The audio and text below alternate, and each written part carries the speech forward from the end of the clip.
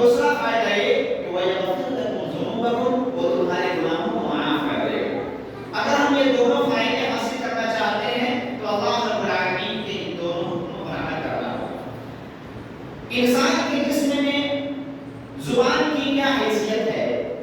اس کے جائز استعمال سے اور اس کے ناجائز استعمال سے کیا اثرات مرتب ہوتے ہیں، اس سے کیا فرق پڑتا ہے، اس کا اندازہ نبی کریم صلی اللہ علیہ وسلم کی ایک حدیث مبارک سے لگایا جا سکتا ہے۔ نبی کریم صلی اللہ علیہ وسلم کا ارشاد ہے اذا اصبح ابن آدم فإن الأعضاء كلها تكفر اللسان فتقول اتق الله فينا۔ جب انسان صبح کرتا ہے سو کر جب جگتا ہے تو انسان کے جتنے بھی جسم میں جو اعضاء ہیں وہ نہایت عاجزی و انکساری کے ساتھ زبان سے التماس کرتے ہوئے کہتے ہیں کہ تم ہمارے معاملے میں اللہ رب العالمین سے کرنا، فإنما نحن بك، کیونکہ ہم تمہارے ساتھ معلق ہیں، فإن استقمت استقمنا وإن اعوججت اعوججنا، اگر تم سیدھی رہو گی تو ہم بھی سیدھے رہیں گے اور اگر تم ٹیڑھی ہو گئی تو ہم بھی ٹیڑھے ہو جائیں گے۔ یعنی اس انسان کے تمام اعضاء کی اصلاح اور غیر اصلاح کا دارالمدار زبان پر ہے۔ اگر زبان کو اپنے قابو میں رکھا جائے اور اس سے سیدھی سچی اور برحق گفتگو کی جائے تو باقی اعضاء کی اصلاح ہو جاتی ہے، اور اگر زبان کو بے لگام چھوڑ دیا جائے اور اس سے ٹیڑھی جھوٹی اور ناحق گفتگو کی جائے تو باقی اعضاء بھی بگڑ جاتے ہیں۔ اور انسان اپنی زبان سے کوئی بھی لفظ، کوئی بھی بات، کوئی کلمہ نکالتا ہے تو وہ نوٹ ہوتا ہے اور اس کی کیا اہمیت ہے اس کا بھی اندازہ نبی کریم صلی اللہ علیہ وسلم کے حدیث مبارک سے لگایا جا سکتا ہے۔ نبی کریم صلی اللہ علیہ وسلم کے ارشاد ہے ان العبد يتكلم من رضوان الله لا يلقي لها بالا يرفع الله بها درجات۔ ایک انسان اپنی زبان سے اللہ رب العالمین کو راضی کرنے والا، اللہ رب العالمین کو خوش کرنے والا ایک کلمہ، کوئی بات، کوئی جملہ اپنی زبان سے نکالتا ہے جس کی وہ کوئی خاص پرواہ بھی نہیں کرتا، لیکن اس کی وجہ سے اللہ رب العالمین اس کے درجات کو بلند کر دیتا ہے۔ وَإِنَّ الْعَبْدَ لَيَتَكَلَّمُ بِالْكَلِمَةِ مِنْ سَخَطِ اللَّهِ لَا يُلْقِي لَهَا بَالًا يَهْوِي بِهَا فِي جَهَنَّمَ۔ اور ایک انسان اپنی زبان سے اللہ رب العالمین کو ناراض کرنے والا، اللہ رب العالمین کو غضب دلانے والا، غصہ دلانے والا کوئی کلمہ، کوئی جملہ، کوئی بات اپنی زبان سے نکالتا ہے جس کی وہ کوئی خاص پرواہ بھی نہیں کرتا، لیکن اللہ رب العالمین اس کی وجہ سے اس کو جہنم میں گرا دیتا ہے۔ یہی وجہ ہے کہ عبداللہ بن مسعود رضی اللہ تعالی عنہ اپنی زبان کو پکڑ کر کہا کرتے تھے یا لسان قل خیرا تعلم، اے زبان تم خیر کی گفتگو کیا کرو، اس طرح تم بہت سے فوائد حاصل کر لو گے، واسکت عن الشر تسلم، اور بری گفتگو سے خاموش رہا کرو، اس سے تم محفوظ رہو گی قبل اس کے کہ تمہیں شرمندگی کا سامنا کرنا پڑے۔ اس کے بعد کہا کرتے تھے کہ میں نے نبی کریم صلی اللہ علیہ وسلم کو فرماتے ہوئے سنا اکثر خطایا ابن آدم فی لسانہ، ابن آدم کی اکثر غلطیاں، اکثر گناہ، اکثر خطائیں اس کی زبان سے نکلتی ہیں، لہذا ہمیں چاہیے کہ اپنی زبان کو اپنے کنٹرول میں رکھیں۔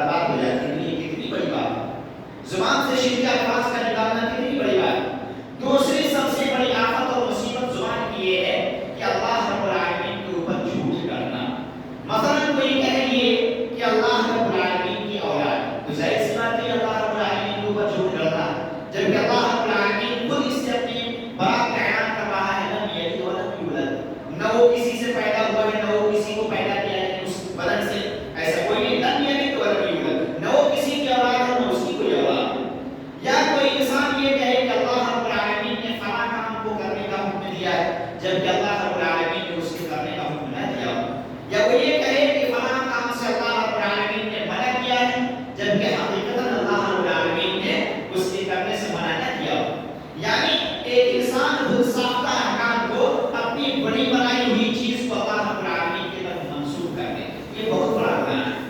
اللہ رب العالمین ارشاد فرماتا ہے وَلَا تَقُولُوا لِمَا تَصِفُ أَلْسِنَتُكُمُ الْكَذِبَ هَذَا حَلَالٌ وَهَذَا حَرَامٌ لِتَفْتَرُوا عَلَى اللَّهِ الْكَذِبَ إِنَّ الَّذِينَ يَفْتَرُونَ عَلَى اللَّهِ الْكَذِبَ لَا يُفْلِحُونَ مَتَاعٌ قَلِيلٌ وَلَهُمْ عَذَابٌ أَلِيمٌ۔ جو جھوٹ تمہاری زبانوں پر آ جائے اس کی بنا پر تم یہ نہ کہنے لگو کہ یہ چیز حلال ہے اور یہ چیز حرام ہے، ایسا کرو گے تو تم اللہ کے اوپر جھوٹ گڑھنے لگو گے، اور بے شک جو لوگ اللہ کے اوپر جھوٹ گڑھتے ہیں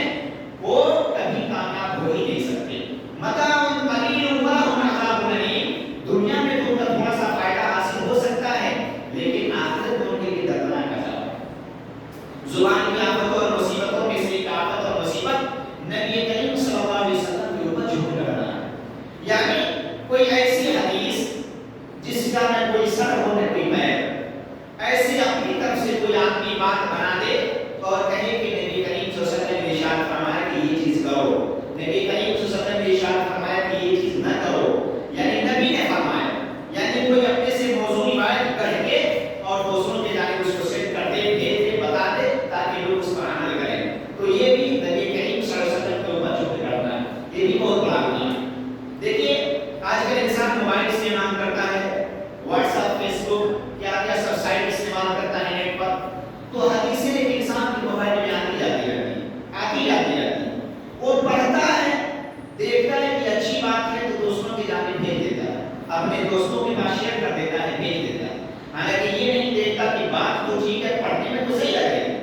لیکن وہ بات نبی کریم صلی اللہ علیہ وسلم نے کہی ہے کہ نہیں کہی ہے۔ اب ظاہر سی بات ہے جو آدمی صرف پڑھنا جانتا ہے وہ تو معلوم نہیں کر سکتا کہ نبی کریم صلی اللہ علیہ وسلم کی بات ہے یا نہیں ہے، تو اسے چاہیے کہ کوئی بھی حدیث، قرآن کی کوئی بھی آیت کا ترجمہ اگر اس کے موبائل میں آئے تو جو انسان اس کی نظر میں پڑھا لکھا ہے، جو کتاب و سنت کا ماننے والا ہے، اس کے پاس اس حدیث کو یا اس قرآن کی آیت کے ترجمے کو بھیج دیا جائے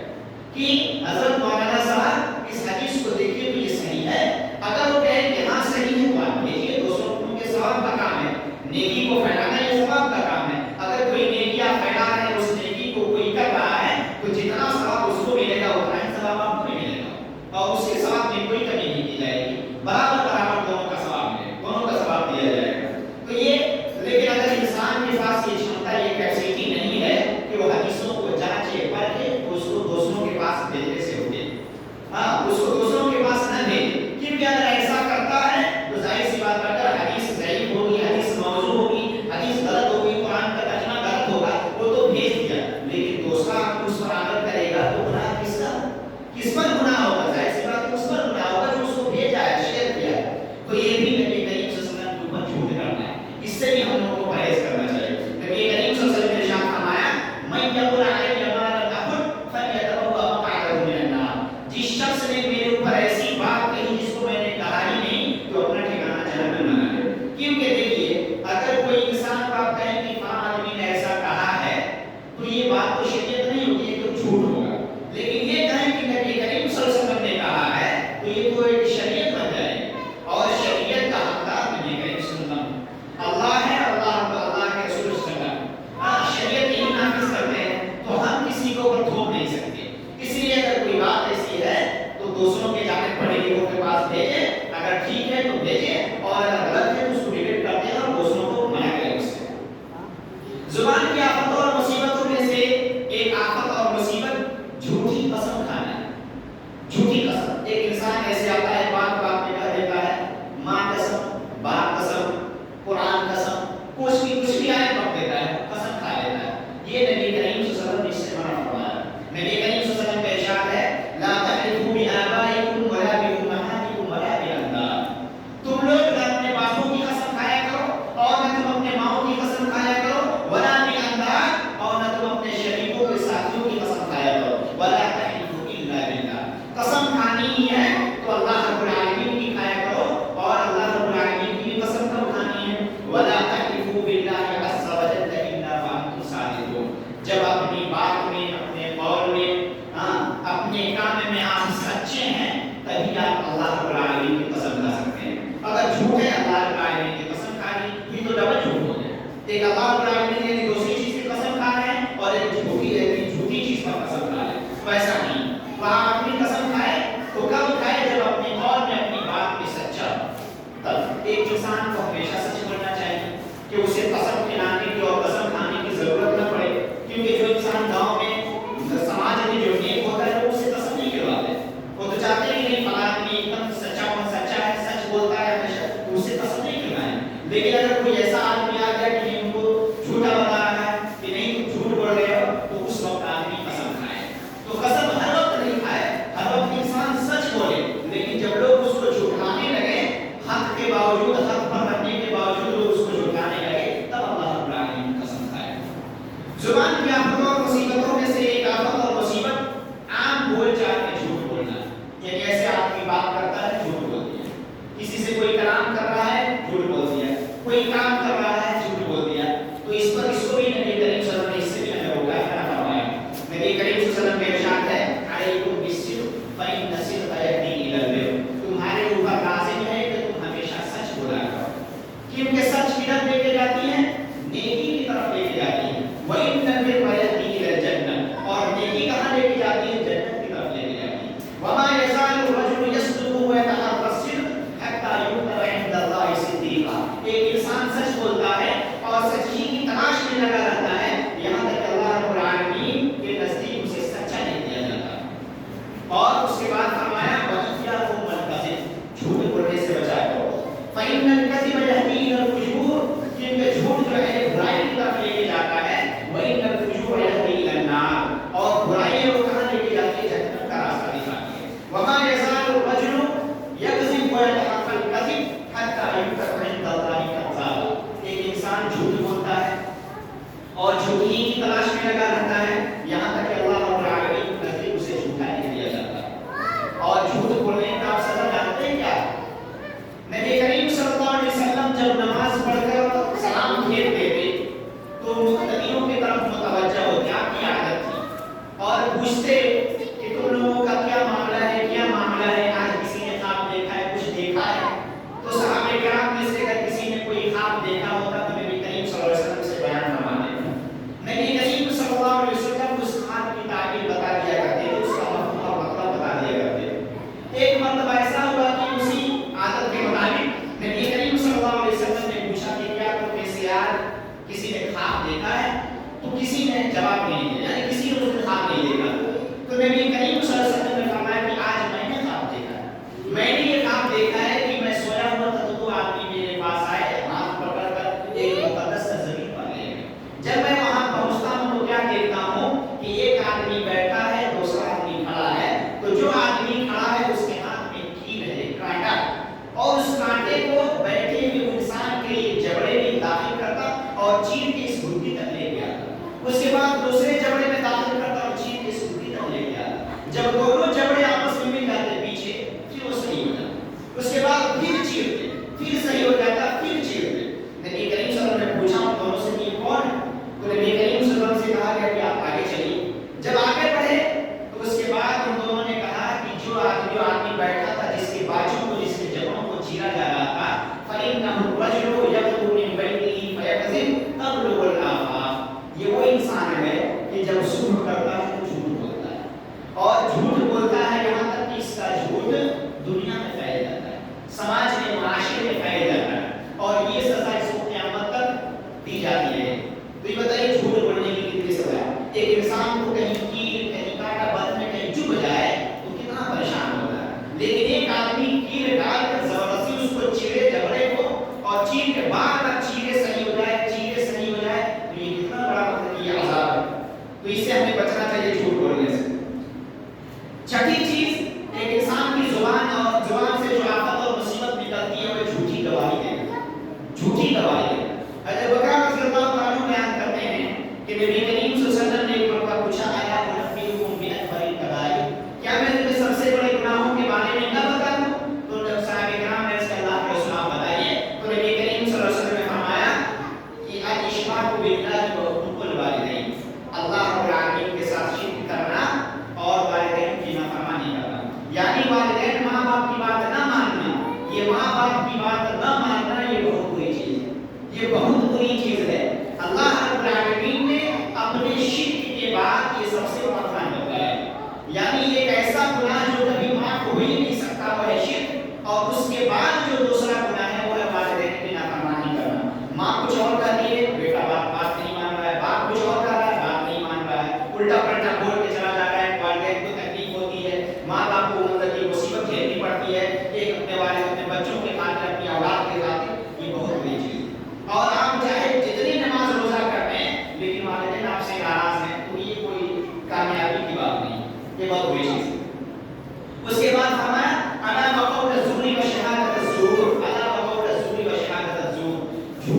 कसम और झूठी गवाही, ये गुनाहों में सबसे बड़ा गुनाह है।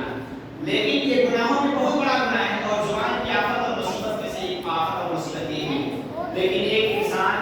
पैसे के लालच में, कुछ फायदे के लालच में, कोई कर्ज के खातिर इंसान दूसरों के ऊपर खिलाफ झूठ बोल देता है। कोर्ट में जाकर, कचहरी में जाकर एक इंसान के खिलाफ झूठी गवाही दे देता है और एक सच्ची आदमी को फंसा देता है, सच्चे आदमी को मरवा देता है, जेल में डलवा देता है, उसको पिटवा देता है झूठी कसम खा। हालांकि वो जानता है कि वाकई ऐसा नहीं है, वाकई इसका उल्टा है, लेकिन जानबूझकर चंद पैसे के लालच में, खेत के लालच में, खलिहान के लालच में, यानी दुनियावी मकसद के लिए, दुनियावी फायदे के लिए एक मासूम आदमी को लेके सजा दिलवा देता है। तो ये बहुत बड़ा गुनाह है, इससे इंसान को बचना चाहिए।